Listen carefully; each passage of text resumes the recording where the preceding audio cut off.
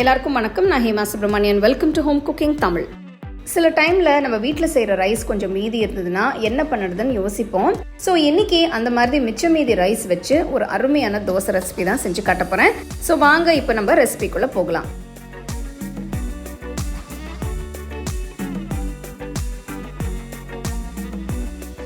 மாவு ரெடி பண்ணுறதுக்கு நான் எல்லா இன்க்ரீடியன்ஸையும் இங்கே ரெடியாக வச்சுருக்கேன். முதல்ல மிக்சர் ஜாரில் 3/4 கப் ரவை போடுங்க. நல்லா பவுடராக அரைச்சிக்கோங்க.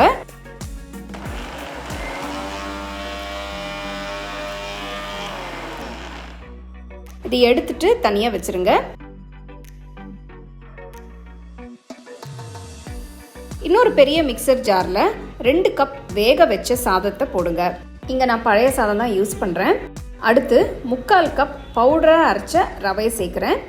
1/4 கப் அரிசி மாவு, 1/2 டீஸ்பூன் உப்பு, நெக்ஸ்ட் 1/2 கப் புளிச்ச தயிர் ஆட் பண்ணுங்க. தண்ணி ஊற்றாம ஃபர்ஸ்ட் அரைச்சிக்கோங்க.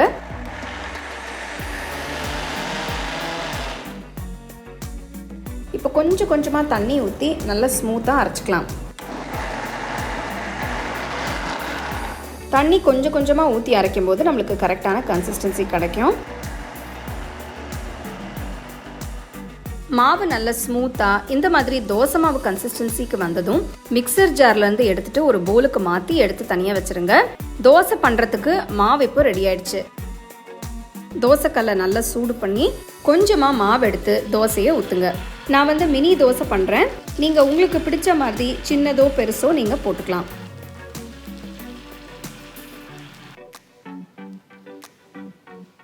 சைடில் கொஞ்சமாக நெய் விடுங்க. நீங்கள் நெய்க்கு பதிலாக எண்ணெய் கூட யூஸ் பண்ணிக்கலாம்.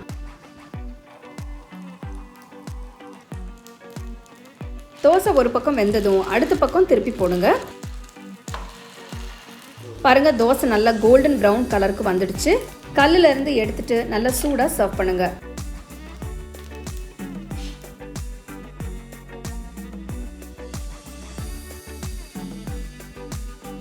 நெக்ஸ்ட் டைம் சாதம் மீதி ஆயிடுச்சுன்னா கவலைப்படாதீங்க. இந்த இன்ஸ்டன்ட் தோசை ரெசிபியை ட்ரை பண்ணி உங்களுக்கு பிடிச்ச சட்னியோட சாப்பிட்டு என்ஜாய் பண்ணுங்க.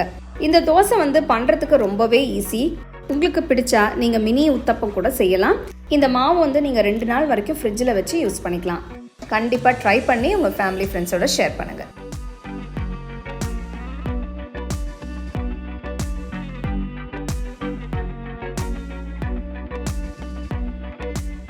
The second edition of our home cooking book is now available on our website 21frames.in. I'll give you the link in the description. You can go and check it out. The book is currently available only in India for now, so you can place your orders on 21frames.in.